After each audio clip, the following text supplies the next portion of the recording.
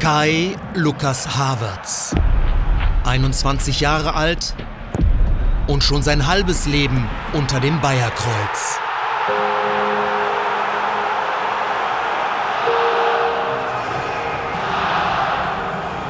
Es gibt natürlich auch Spieler, die haben natürlich auch vieles in die Wiege gelegt bekommen. Und Kai hat definitiv vom lieben Gott vieles in die Wiege gelegt bekommen. Der hat was Besonderes. Der hat die Schnelligkeit, der hat die technischen Fähigkeiten.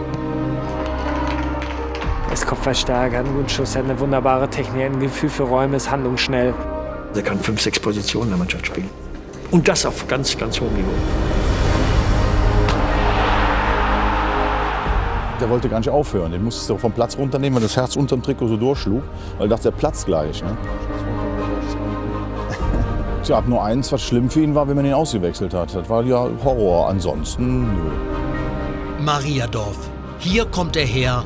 Über Aachen geht's dann nach Leverkusen in die Jugend. Zum Kurtekotten. An die Zeit erinnere ich mich eigentlich immer am liebsten zurück. Weil einfach die Trainer, die Jungs und das Umfeld einfach perfekt war für mich. Das ist, glaube ich, auch nicht bei jedem Verein so, dass es ja, so gut ist.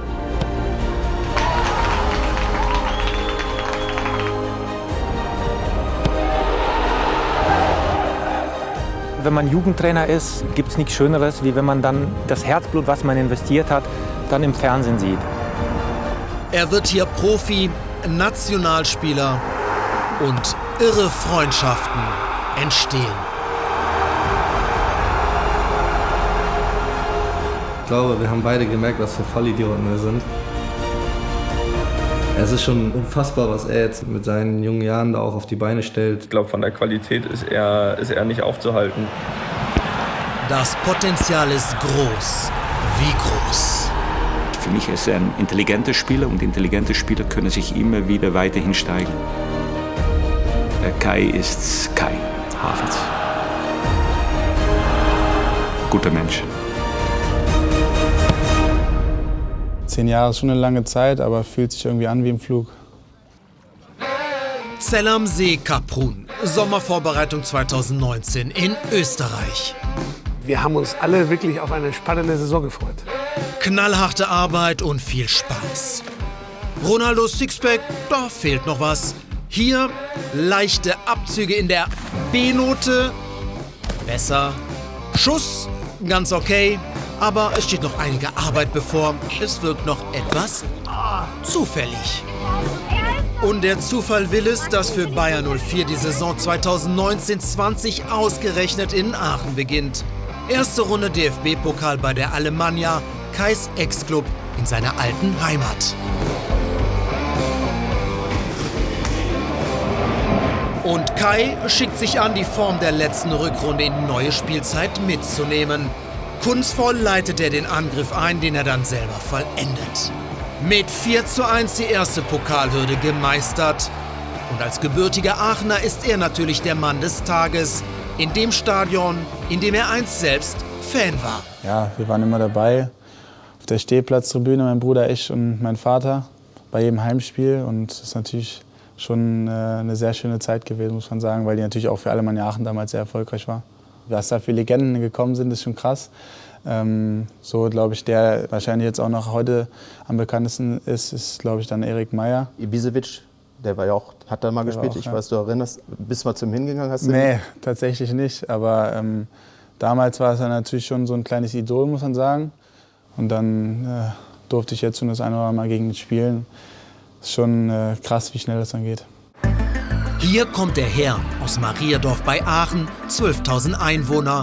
Geboren am 11. Juni 1999. Hier ist Kai groß geworden. Meine Familie, die der wichtigste Teil in meinem Leben ist, die mich bei allem unterstützt hat. Ich glaube, meine Eltern waren ungefähr in jedem Dorf in Holland schon, weil wir da ungefähr jedes Wochenende ein Turnier hatten und sind überall mit hingefahren, zu jedem Auswärtsspiel mit hingefahren. Ich glaube, es gibt nicht viele Familien, die da sowas alles mitmachen und da einen so unterstützen. Deswegen bin ich natürlich auch sehr dankbar, dass ich das da so gut erwischt habe in der Familie. Mutter Juristin, Vater Polizist, da müssen also Recht und Ordnung. Ja, das war immer wichtig, ne? Er hat eine absolut glückliche Jugend verbracht. Und hier ging die Vereinskarriere von ihm los.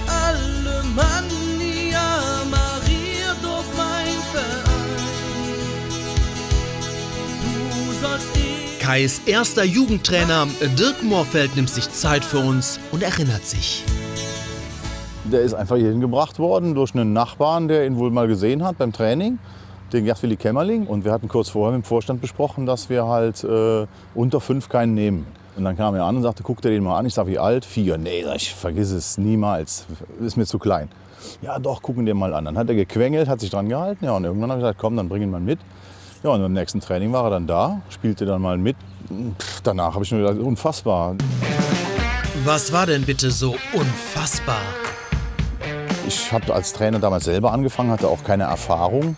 War halt ein Vater von einem Spieler in der Mannschaft, der war aber 2 Jahre älter. Jetzt kommt da einer, wo ich dachte, meiner, der ist ja schon nicht so schlecht, dem habe ich ja schon ein bisschen was beigebracht. Da kommt da einer, der hat aber diesen Biss und den kannst du nicht lernen. Das geht nicht. Wenn andere da hinten mal im Rasenmäher waren, dann rannten die dahin, wollten mit dem Rasenmäher spielen. Er war auf dem Platz und wollte Fußball spielen.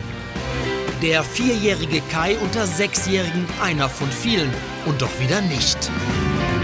Kai war ja auch kein Star in der Mannschaft. Der war der Kleinste, der stand immer hinten an.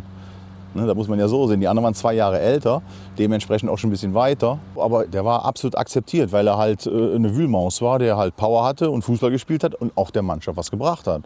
Jetzt, wie der da steht. 4 Jahre hat Dirk Moorfeld Kai und seine Truppe trainiert. Die Mariadorfer Jungs wurden immer besser. Siege in der Region waren nichts Besonderes mehr. Das Jubeln blieb aus. Nein, das durfte nicht sein. Das musste unbedingt wieder zurücktrainiert werden. Wie Kai Havertz stammt übrigens ein anderer Leverkusener Spieler hier aus Mariadorf. Hans-Peter Lehnhoff.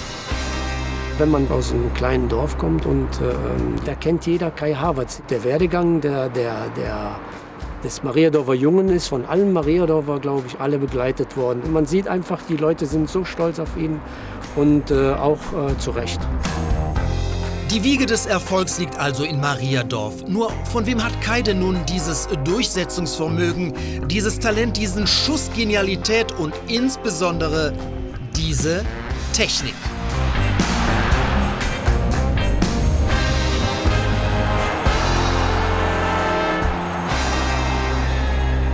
Mein Opa war, glaube ich, so der Erste, der mich halt mit Fußball in Verbindung gebracht hat. Mit dem bin ich dann halt in meinen Garten gegangen, das erste Mal, wo ich laufen konnte. Ich war ja damals 6, wo er dann verstorben ist. Und ich kann mich halt noch an viele Sachen erinnern. Also er saß dann in seinem Stuhl, weil er sich halt nicht mehr so gut bewegen konnte, hat mir die Bälle immer zugeworfen. Ich habe die dann zurückgeschossen und er war, glaube ich, dann auch Linksfuß. Und das habe ich dann halt vielleicht sogar ein bisschen von ihm geerbt. Mein Vater hat Fußball gespielt, also wir waren generell eine fußballverrückte Familie. Wahrscheinlich so ein Mix einfach. Opa Richard Weidenhaupt-Pelzer. Ich weiß nicht, ob der Kai das auch erzählt hat, dass er gerne Zwergenschießen gemacht hat. Das heißt, dass der Opa zum Beispiel zu Hause im Garten Zwerge aufgestellt hat und hat ein Kai dann gesagt, schieß mal die Zwerge ab.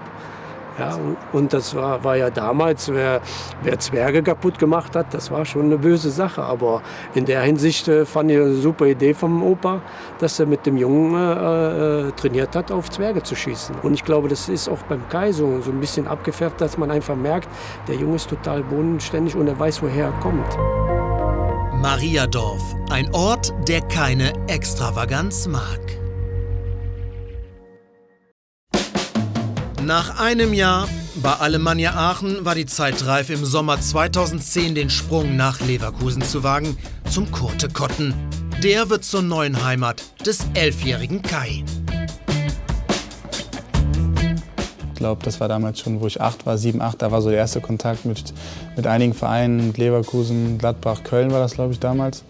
Und dann war es aber, glaube ich, noch ein bisschen zu früh.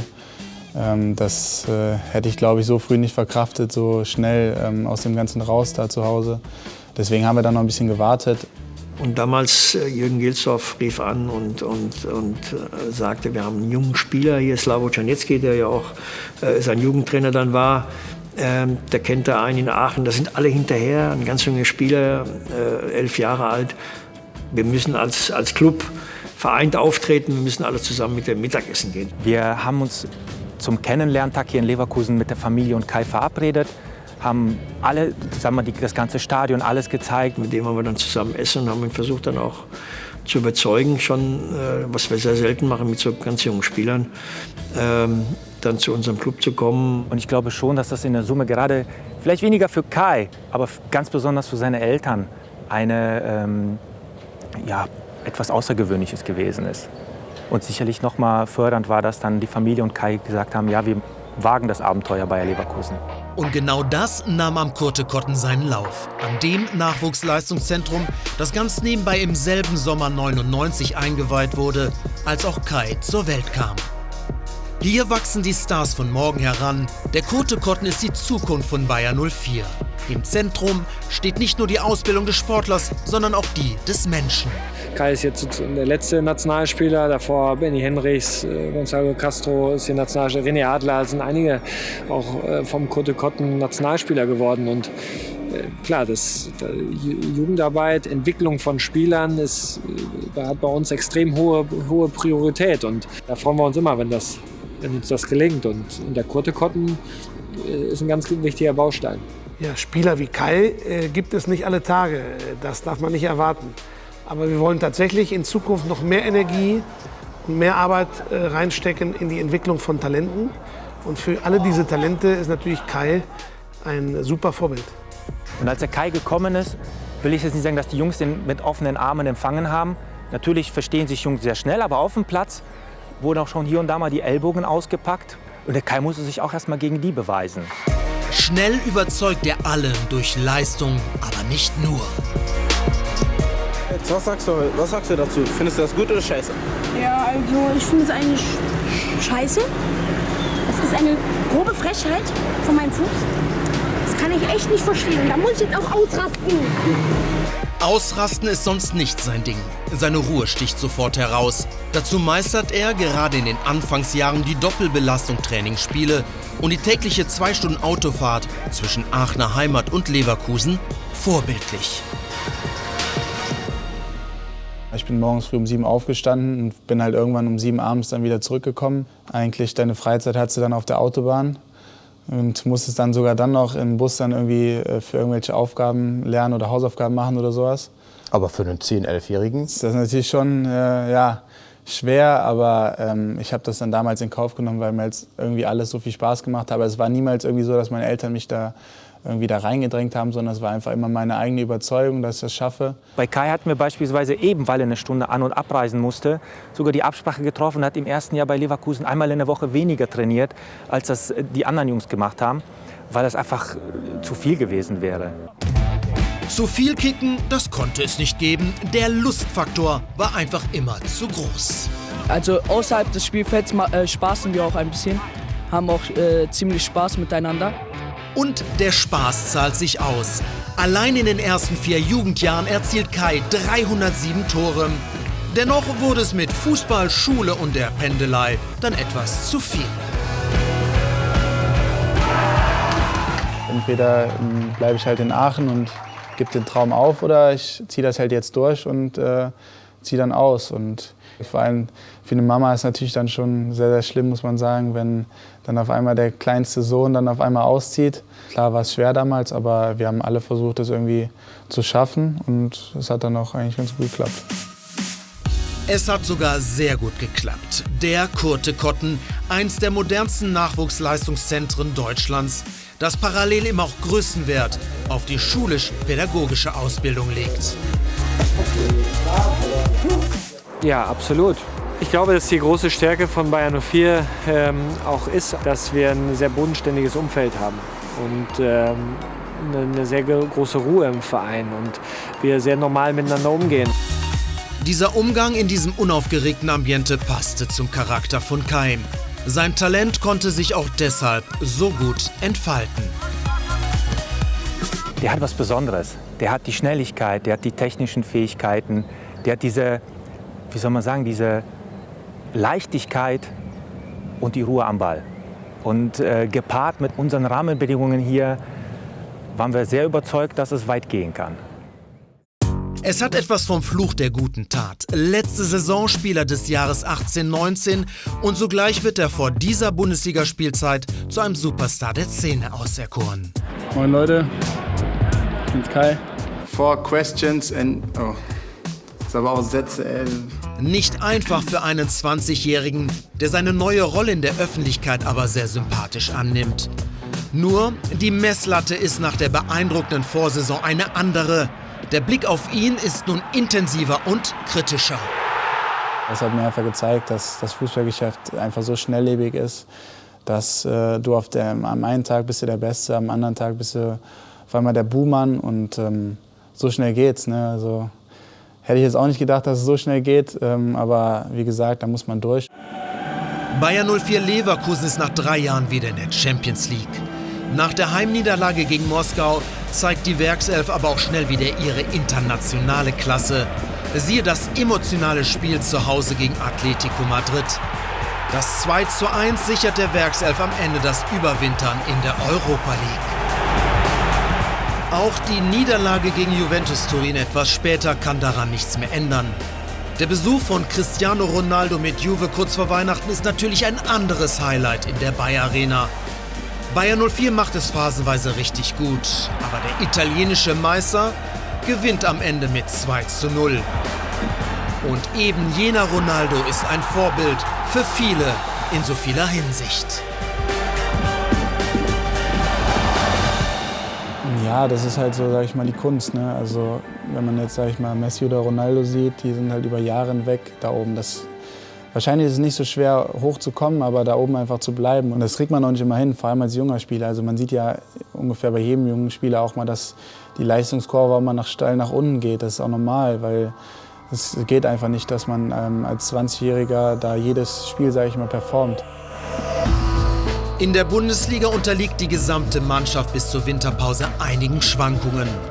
Neben Enttäuschungen wie bei der Derby-Niederlage in Köln hatte die Mannschaft auch große Highlights, wie beim 2:1 Erfolg beim FC Bayern. Dennoch, nur Platz 6 zur Hälfte der Saison war nicht das, was man sich erwartet hatte.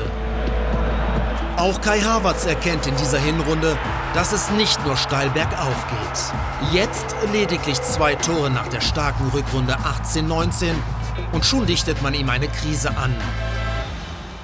Der schwierigste und schmerzhafteste Moment für alle, der 16. Spieltag und die Heimniederlage gegen Hertha BSC Berlin. Und Kai Havertz wird bei seiner Auswechslung ausgepfiffen. Absolutes Neuland.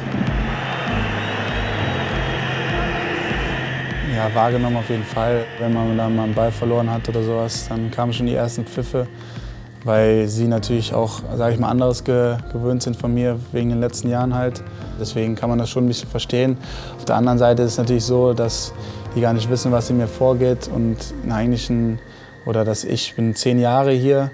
Also habe eigentlich jede der Jugendmannschaft durchlaufen, habe immer alles gegeben für den Verein und dann ist es natürlich schade, wenn man das dann, sag ich mal, zurückbekommt. Ich arbeite noch nicht so lange mit Kai, fast 1,5 Jahre jetzt, aber während dieser 1,5 Jahre habe ich gesehen, dass er sich sehr entwickelt hat und das muss er immer noch.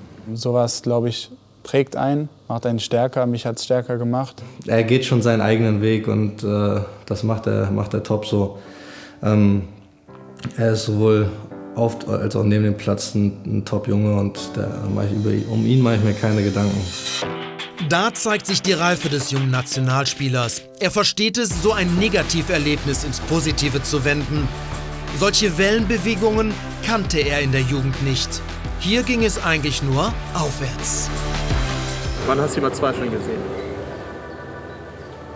Da fällt mir jetzt aber spontan nichts ein.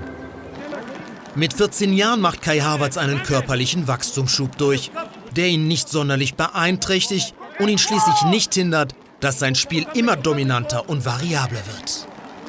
Ja, Kai, klasse! Kai Havertz entwickelt sich zunehmend zum Kopf seiner Mannschaft, was auch den damaligen Kapitän der Profis, Simon Rolfes, aufhorchen ließ. Ja, es war damals 2015, glaube ich, 2015, 2016, als er in der U17 gespielt hat, als jüngerer Jahrgang. Haben dann ein paar gesagt, hier, guck dir mal den an, ist ein ganz guter. großes Talent. Und obwohl er da ja jüngerer Jahrgang war, ja, da konnte man schon sehen, dass er ein großes Talent ist. Vision in seinem Spiel entwickelt, Handlungsschnelligkeit hat, eine großartige Technik, auch wenn er da noch ein bisschen dünner war als heute. Da gucken wir auch schon in jungen Jahren drauf, dass sich unsere jungen Spieler, das gilt ja auch für andere auch hier, die noch bei uns sind, dass die hier immer geerdet sind und das kriegt er wunderbar hin, auch jetzt bei allem Erfolg. Weiß er, dass es dann immer noch eine Mannschaftssportart ist, dass er auch, um selbst erfolgreich sein zu können oder spielen zu können, braucht er Top-Mitspieler. Und das gibt er auch den Mitspielern immer wieder rüber, obwohl er weiß natürlich, dass er oftmals im Mittelpunkt steht, aber er kann da sehr gut mit umgehen, auch mit seinen Mitspielern. In dieser Saison 15/16 wächst in der U17 etwas heran, was sich schlecht in Worte fassen lässt. Man fühlt es aber, in dieser Truppe entsteht etwas ganz Besonderes. Ich kannte ja schon viele, schon über 6, 7 Jahre hinweg. Deswegen war das schon so ein eingeschworener Haufen. Ich glaube, wir haben da so viel Scheiße gebaut, auch neben dem Platz und sowas. Und das war einfach Freundschaft. Zum Beispiel? Will ich nicht drüber reden. Also generell so die Kombination zwischen Mannschaft und Trainerteam war natürlich super. Damals war es ja der Markus Amfang, der Tom Psychon und der Angie Bunzol. Und das war einfach... hat einfach gepasst zwischen Mannschaft und Trainerteam und auch Physis und sowas. Es war einfach ein überragendes Jahr und haben es dann auch gut zu Ende gebracht. Es wird ein Glanzlicht für die Jugendarbeit des Vereins. Bayer 04 steht im U17-Endspiel gegen den BVB. So als 16-Jähriger ist das schon was Besonderes, halt vor so vielen Leuten zu spielen. Und da träumt man halt davon, irgendwann mal im Stadion zu spielen. Und dann bist du gegenüber vom Signal Iduna Park. Und da sind trotzdem so viele Zuschauer und alle unterstützen einen, die Familie ist da. Und das war schon ein gutes Gefühl. Und dann diese 59. Minute. Was für eine Szene. Ein doppelter Doppelpass und Kai Havertz mit dem 1:0. Riesenjubel bei Bayer 04. Ein präziser Abschluss ins Glück. Und dann auch noch ein Tor zu machen, zu gewinnen, war, glaube ich, die Krönung einer perfekten Saison. Bednarczyk mit dem 2:0 in der Nachspielzeit. Bayer 04 Leverkusen holt sich die Krone. Besser hätte es, glaube ich, nicht laufen können. Überragend, ne? Also, dass dann so das erste Mal war, dass man natürlich auch mal was erreicht hat. Gratulation an Bayer 04 Leverkusen. Deutscher B-Juniorenmeister 2016. Was ist da der erste Gedanke im Kopf? Ja, ich kann's im Moment noch gar nicht fassen. Also ich glaube, wir haben ein Jahr jetzt darauf hingearbeitet, um diesen Titel zu kriegen und jetzt haben wir es einfach geschafft. Und ich glaube, die Freude ist bei allen riesig und jetzt können wir es einfach nur feiern. Wie geht's für euch jetzt heute noch weiter? Ja, wir feiern heute erstmal schön an Kotten und ja, dann mal gucken, was so passiert. Deswegen kann man schon sagen, dass es für alle Beteiligten natürlich ein super Abschluss war. Für mich persönlich auch, weil das, sage ich mal, auch der Wendepunkt war, wo ich dann zu den Profis gekommen bin und eigentlich gar nicht mehr in der Jugend gespielt habe. Dieser Titel im Sommer 2016 ist nicht nur ein wahrgewordener Jugendtraum, sondern auch der Auftakt zu einer aufregenden zweiten Jahreshälfte. Kai macht sofort die Sommervorbereitung bei den Profis mit. Das Ziel langsam rantasten, aber schnell sehen es alle, da geht direkt mehr. Also ich habe an dem Jahr halt gemerkt, dass ich schon sehr, sehr weit bin, sehr reif bin eigentlich auch. Und dann war es halt, nach dem Jahr habe ich dann als erstes Mal bei den Profis trainiert und dann musste ich mich auch nicht groß verstecken oder sowas, sondern konnte einfach mein gewohntes Spiel weiterspielen. Also ich habe ja auch mit 17 dann schon zweite Liga gespielt, aber Kai Havertz hat natürlich schon mit 17 in der ersten Liga gespielt und Champions League. Da war natürlich schon seiner Zeit voraus. Schon als junger Spieler, auch hier in der Jugend, in der B-Jugend, der ist ja deutscher Meister geworden. Und später dann auch, als Roger Schmidt ihn hochgezogen hat, weiß ich noch, wie Roger begeistert war von den ersten Trainingseinheiten, die er bei uns mitgemacht hat. Und ihm damals schon, wir alle, auch der Trainer, die Trainer alle hier, ihm vorausgesagt haben, dass er sicherlich eine große Karriere vor sich hat. Und deshalb freue ich mich natürlich immer insbesondere über so ganz blutjunge Spieler aus dem eigenen Verein und die haben einen guten Eindruck gemacht.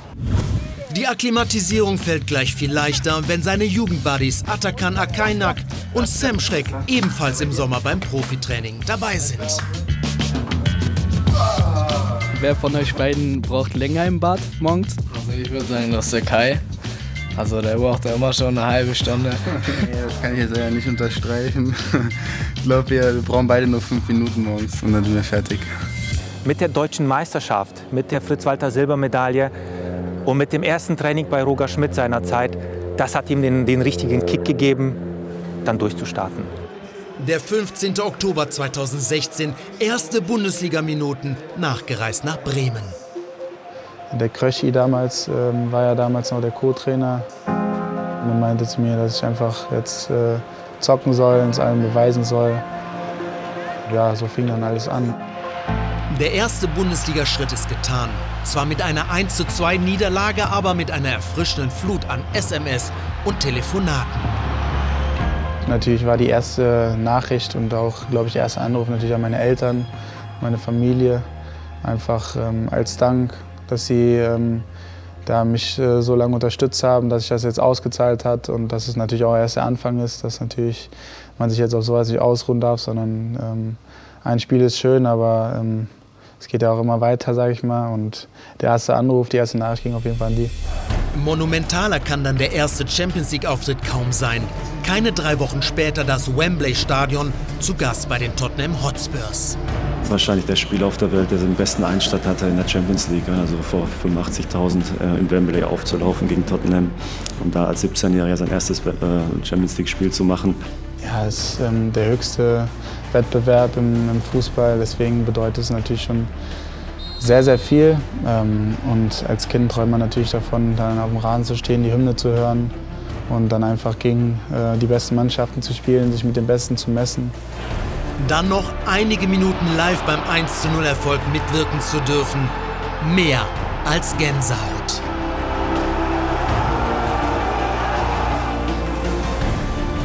Kampel ist da und trifft 1:0 für Bayer 04. Ein historischer Sieg von Bayer 04 an einer Kultstätte des Fußballs.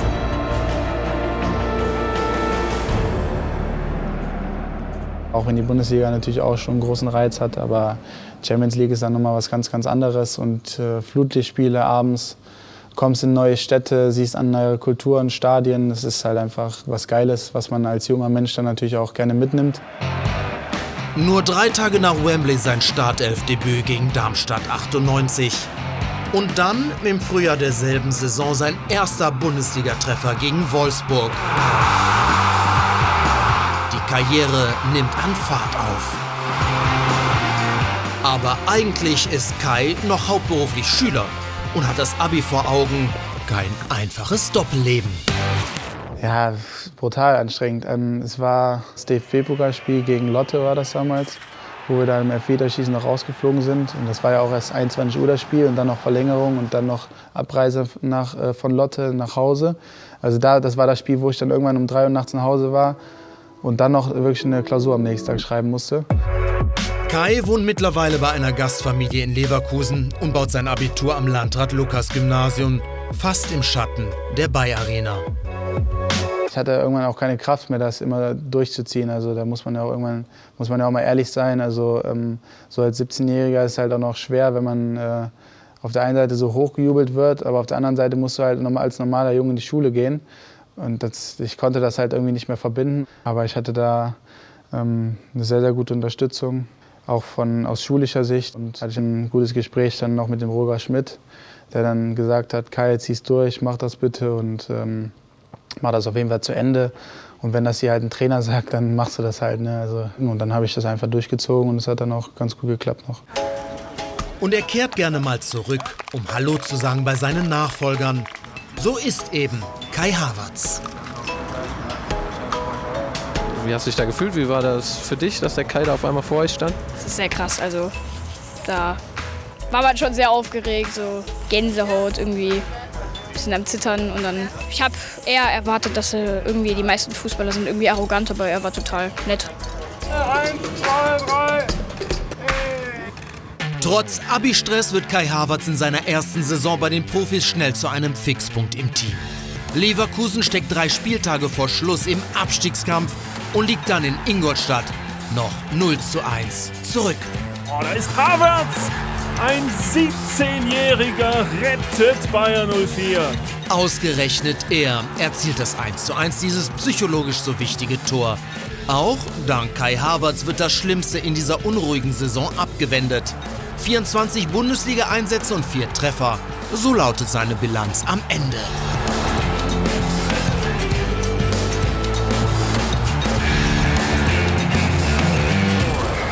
Sagen wir so, das Wichtigste im Fußball ist ja mehr Schnelligkeit, gepaart mit Technik, und das hat er beides in einer herausragenden Form. Leverkusen ist natürlich allgemein für junge Spieler super, weil man dort die Chance bekommt. Die Leverkusen hat eigentlich über die Jahre immer eine junge Mannschaft, eine Mannschaft, die Fußball spielen will. Das kommt Spielern wie mir damals oder im Kai heute zugute. Dazu hast du noch nicht diesen Riesendruck als junger Spieler, alles gewinnen zu müssen, aber trotzdem erfolgreich sein zu wollen. Wenn man sieht, Leverkusen schneidet ja auch immer im ersten Drittel ab, und trotzdem reißt einem dort keiner den Kopf ab, wenn man mal 1, 2 Spiele verliert.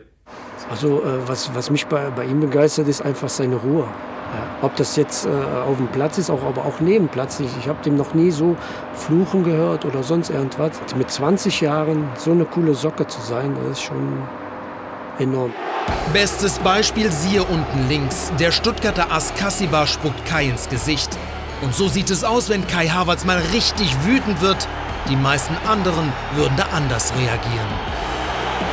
In solchen Situationen ist natürlich immer, bist du halt schon kurz davor, irgendwie mal dann auch mal einen Wutausbruch zu haben, auch wenn ich ihn jetzt nicht allzu häufig habe.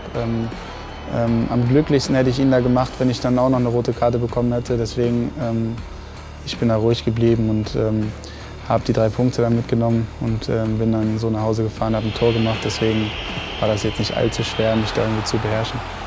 Bist du komplett stressresistent? Nee, also mich bringen auch Sachen manchmal auch durcheinander, oder es gibt auch Sachen, wo ich mich drüber aufrege. Ob es jetzt dann beim Zocken ist. Oh ja. Nein! Das habe ich dann von meinem Vater wahrscheinlich auch, wenn Leute lügen oder sowas. Das nervt mich halt einfach. Das Lachen ist wieder zurück. Seine Form nach der schwierigen Hinrunde auch. Sogar preisverdächtig. Qualität und ein klarer Kopf sind lernwillig und setzen sich meistens durch.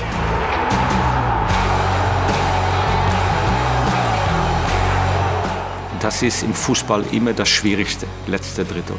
Da sind meistens viele Spieler, da sind die Räume eng, da hat man wenig Zeit am Ball. Dann braucht man da die besten Spieler zu haben. Und er hat die Fähigkeit, dass er dann doch noch die Ruhe bewahrt, Übersicht bewahrt. Und wie gesagt, er schießt Tore, er hat Torvorlagen. Das ist im letzten Drittel das Wichtigste und das Schwierigste.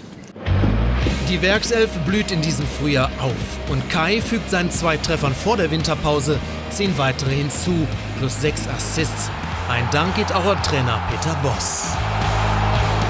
Er ist, glaube ich, sehr, sehr ruhig und ist jetzt nicht der Trainer, der da irgendwie durch die Gegend springt oder einen anschreit oder sowas. Das habe ich eigentlich noch unter ihm noch gar nicht erlebt. Er versucht das immer sehr, sehr sachlich zu sehen. Sie sind ein sehr besonderer Mensch, wenn man sagt, Kai ja auch. Könnte er Ihr Sohn sein? Wenn er mein Sohn wäre, dann hätte ich ein Gespräch mit meiner Frau gehabt. Wie ist es möglich, dass so ein großer Sohn dann entsteht? Auf der anderen Seite ist er halt auch sehr, sehr lustig. Man kann Spaß mit ihm haben. Im Trainerteam gibt es da zwischen ihm und dem Henry und dem Terry immer so ein bisschen Streitereien, so kleine, so lustige halt. Die sind halt auch im Kopf dann halt manchmal auch noch wie Jungs, die sich halt einfach so ein bisschen kitzeln wollen manchmal. Und das passt halt einfach. Und der Coach fordert und fördert. Im Pokalspiel gegen Stuttgart ist Kai Havertz erstmals Kapitän in einem Profi-Pflichtspiel. Ich liebe es, gute Spieler auch Verantwortung zu geben. Und Sie haben gerade angesprochen, dass er meistens beim Training, wenn etwas gesagt wird, hintersteht. Aber wenn er die Binde hat, muss er vorne stehen, vor seiner Truppe stehen. Und ich glaube, das ist ein nächster Schritt in seiner Entwicklung. Und das muss man nicht so früh machen, aber ich glaube, er war bereit dafür. Ich bin jetzt nicht derjenige, der da irgendwie große Reden schwingt oder sowas, sondern ich versuche einfach mit meinen Handlungen, mit meinen Taten auf dem Platz da vielleicht voranzugehen. Auch wenn vielleicht es nicht gut läuft, dann den Ball zu fordern und eine Einzelaktion zu machen oder die anderen gut einzusetzen. In der Rolle sehe ich mich, wenn ich die Binde habe. Natürlich prägt auch die Jahre, die er jetzt hat, seine vierte Bundesliga-Saison prägt ihn natürlich und entwickelt ihn weiter, weil er mit vielen Sachen konfrontiert wird, auch in der Öffentlichkeit, mit denen er sich auseinandersetzen muss und sich weiterentwickeln muss. Und ganz sicher war ich mit 21 nicht so weit, wie er es jetzt ist. Und Kai möchte Verantwortung übernehmen, wie in der Europa League. Zunächst verschießt er im Heimspiel gegen Porto einen Elfmeter. Der wird wiederholt und Kai trifft dann äußerst nervenstark. Wie auch im Achtelfinal-Hinspiel in Glasgow beim 3:1 Auswärtssieg. Es war der 12. März und bislang das letzte Spiel vor Zuschauern. Auch die Corona-Pause bringt ihn nicht aus dem Tritt. Er wird sogleich zum Spieler des Restart-Monats Mai gewählt. 6 Tore in den ersten 6 Spielen. Und man sieht, die Jugendarbeit trägt bis heute Früchte. Was mich ja ungemein freut bei Kai ist, dass er seine Kopfballstärke gefunden hat. Der ist knapp 1,90 Meter groß, hat hier regelmäßig am Kopfballpendel trainiert. Und ich habe mich total gefreut, dass er jetzt, ich glaube, 3 oder 4 Kopfballtore am Stück gemacht hat, weil den ja noch zu einem kompletteren Spieler das ganze Thema macht. Zu einem kompletten Spieler gehört auch die Fähigkeit, Unvorhergesehenes zu akzeptieren. Wie die Verletzung, die ihn unter anderem das Pokal-Halbfinale gegen Saarbrücken kostete. Sein ruhiger Charakter kann ihm da helfen. Er trifft im Derby gegen den 1. FC Köln, dann aber im Spiel bei Hertha BSC, in dem es um die Champions-League-Qualifikation ging, nicht. Solche Schwankungen im Profileben sollten ihn aber nicht verunsichern. Es wird nicht immer nur alles steil bergauf gehen, es wird auch mal eine Phase kommen, wo es nicht so läuft. Und ich glaube, da wird ihm helfen, dass er ruhig bleibt, dass er weitermacht. Ich glaube, wenn andere 21-Jährige das können würden oder erreicht hätten, was er kann, wäre es manchmal schwierig, weil das für die einzuordnen. Da würden sie durchdrehen, abheben. Aber ich glaube, die Gefahr ist, soweit ich ihn einschätzen kann, bei ihm nicht gegeben. Und jetzt Action! Hallo, hallo. Das geht aber auch mit mehr Schmackes, Kai. Hallo, ich bin Kai Havertz. Ach, echt? Und hey Jungs, bisschen mehr Ernsthaftigkeit bitte. Ich bin 1,89 groß. Wow! Und dafür äußerst beweglich. Kai, der auch die Stabi-Übungen mag, wie kaum ein anderer. Ein experimentierfreudiger Mensch, der in diesem Versuch mal testet, wie beweglich werde ich eigentlich mal im hohen Alter sein. Dieser Junge, zukunftsgerichtet und voller Interessen. Ich werde, glaube ich, Friseur. Aha. Aber nur Männerhaarschnitte. Einer, der es mit der Murmel so richtig kann, so sagt man wenigstens. Jahrhunderttalent, so liest man. Der Ball, ob klein oder groß, soll sein Freund sein oder werden. Und wie schön, dass es dann doch ein paar Alternativsportarten gibt, oder? Kai Havertz, einer, der den Spaßfaktor immer groß halten möchte. Einer, der so früh von zu Hause auszog, ist schnell reif geworden. Einer, der sich weiterentwickeln möchte und sich nun seit 2 Jahren dem Klavierspielen widmet. Es gibt nicht nur Fußball. Meine Oma hatte damals, oder hat sie immer noch, einen großen Flügel bei sich zu Hause stehen, so einen alten. Und da hat man dann als kleiner Junge mal drauf rumgespielt. Und die andere Oma, die konnte dann auch so das eine oder andere Lied drauf spielen, mit der ich dann auch schon als kleiner Junge immer so ein paar Lieder gespielt habe. Und dann irgendwann hat meine Mutter dann gesagt, so ja, willst du denn nicht mal neben dem Fußball irgendwie ein Instrument anfangen? Und wenn man an Musik denkt, vielleicht denkt man dann bei einem jungen Spieler nicht gleich an Klavier.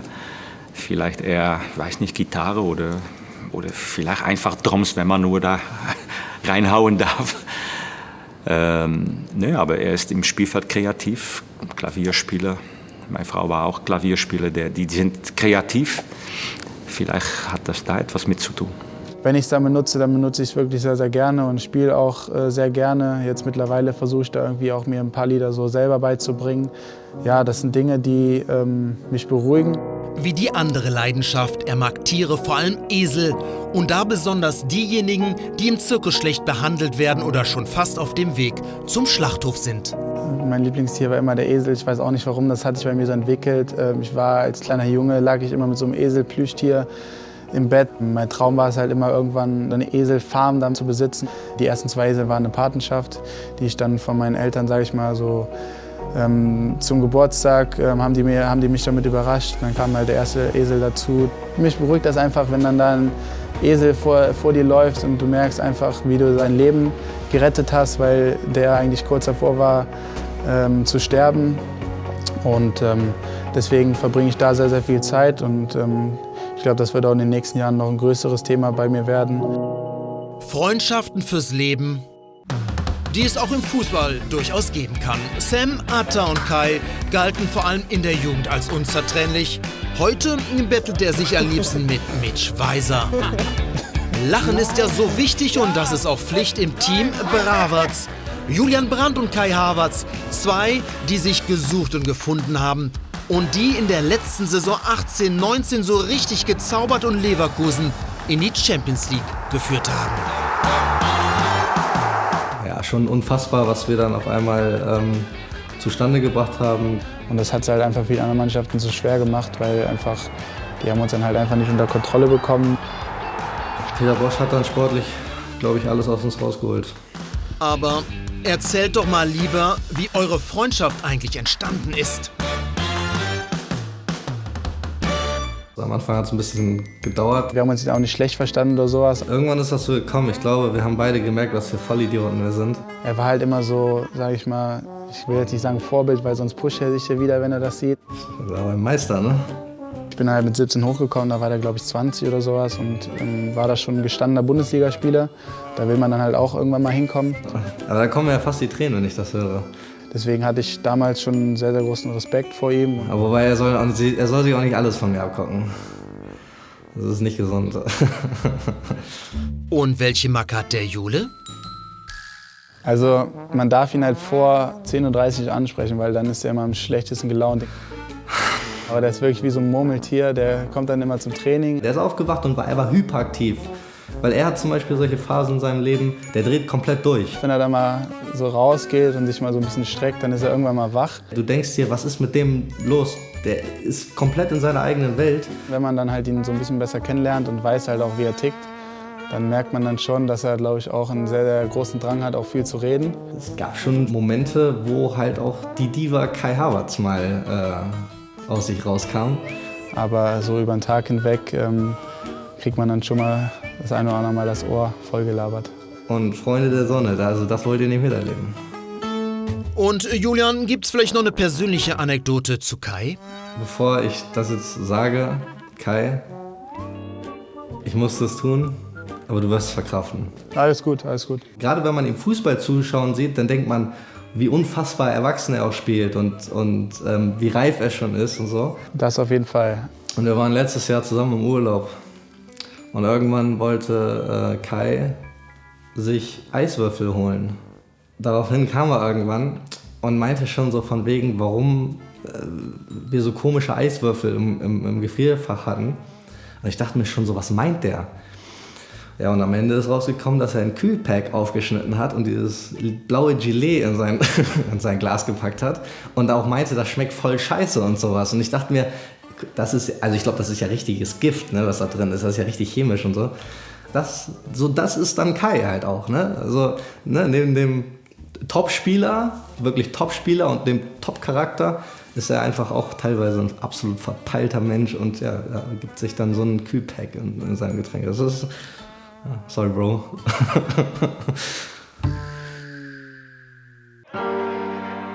Die diesjährige Bundesligaspielzeit endet mit einem 1:0-Sieg gegen Mainz.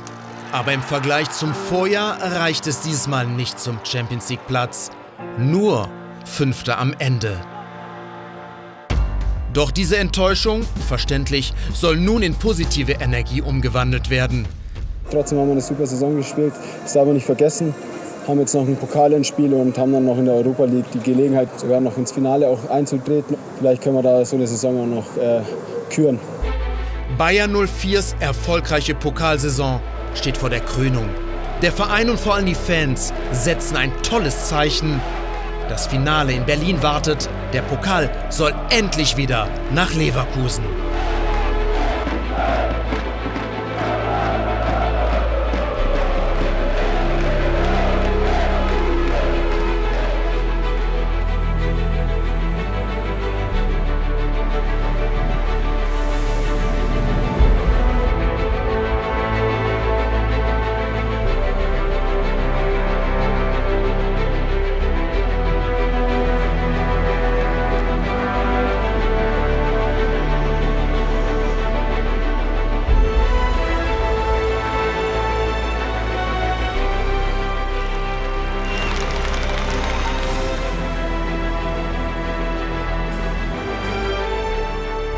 Es ist der vielleicht in der DFB-Pokal-Finalgeschichte am perfektesten verwandelte Elfmeter.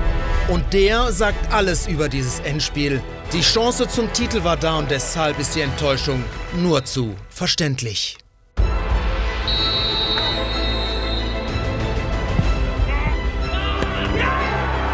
Die Möglichkeiten waren da, aber der letzte Pass hat jedes Mal nicht geklappt.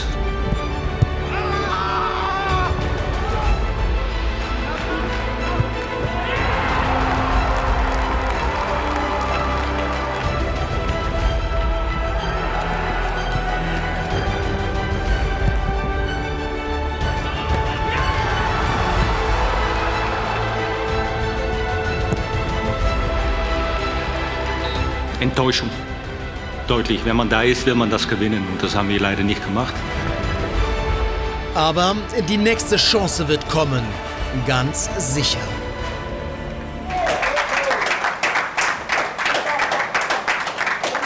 Die 4. Spielzeit von Kai Havertz bei den Profis nähert sich dem Ende. Und er hat Meilensteine gesetzt. Lange als jüngster Spieler und Torschütze der Leverkusener Bundesliga-Geschichte. Kai Havertz ist auch Bayer 04s letzter Gewinner der Fritz-Walter-Medaille in Gold. Fritz-Walter-Medaille hast du schon mal in Silber bekommen. Jetzt bei der U19 auch in Gold. Thomas Müller und ich haben es nicht geschafft. Und seit 2018 Leverkusens bislang jüngster A-Nationalspieler. Ja, wann genau Kai mir das erste Mal aufgefallen ist, das weiß ich gar nicht mehr genau. Aber wenn man ihn ein bisschen beobachtet hat, dann ist natürlich neben seiner Qualität, seinen Abläufen, seinem technischen Vermögen und seiner für das junge Alter schon extremen Torgefälligkeit, was Tore und Assist betrifft, ist einem vor allem die Ruhe aufgefallen, mit der er agiert. Was mir aber besonders auch imponiert hat und was in meinen Augen eben auch eine ganz wichtige Eigenschaft ist, um neben der fußballischen Qualität auch später ein ganz großer zu werden, ist, dass er charakterlich absolut auf dem Boden ist. Kein Spieler trug so jung wie er die Werkself-Kapitänsbinde. Und er hält auch Bundesliga-Rekorde. 2018-19 war er der jüngste Spieler überhaupt mit 17 Saisontreffern. Vergangenen November erreichte er als erster in seinem Alter die Marke von 100 Ligaspielen. Und seit dem Freiburg-Sieg Ende Mai ist Kai Havertz der einzige unter 21 Jahren, der schon 35 Bundesligatore erzielt hat. Und das Entwicklungsvermögen ist groß. Da schlummert noch einiges in diesem Menschen. Körperlich kann er noch stärker werden, obwohl er sehr gut bewegt. Das hat er von Natur. Sein erster Ballkontakt, der muss gut sein. Und taktisch muss er auch, was in seiner Rücken passiert. Also gegen den Ball. Das muss er noch besser im Griff bekommen. Aber das ist auch eine Sache von Erfahrung. Ja, ich glaube, dass er mit der Reife seines Spiels auch noch strategisch zulegen wird. Die Gegenspieler bearbeiten ihn natürlich mit allen Mitteln. Ich glaube, dass er da sich auch noch weiterentwickeln kann, wie er Situationen für sich löst. Und auch wenn er mal vielleicht auch mit sich unzufrieden ist, nicht so gut spielt, man sieht aber immer, dass da sehr viel Kunst dabei ist. Auch dank 10 Jahren in Leverkusen ist er die vielleicht interessanteste Geschichte der nächsten Jahre im deutschen Fußball.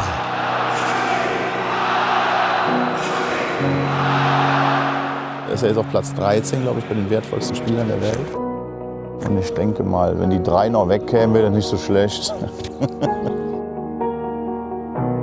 Gewinnen kann man nur mit außergewöhnlichen Spielern. Ja, ich traue Kai ganz Großes zu. Und ich wünsche ihm natürlich alles Gute, viele Titel. Und dass er am Ende der Tage dann auf eine Riesenkarriere zurückblicken kann. Ich glaube, dass er einfach auch die Qualität hat, auch in den ganz großen europäischen Finalen zu stehen. Und da freue ich mich dann, wenn ich ihn dann eines Tages da spielen sehe. Egal, wie es jetzt noch weitergeht mit Kai, war das damals schon eine wunderbare, richtige Entscheidung.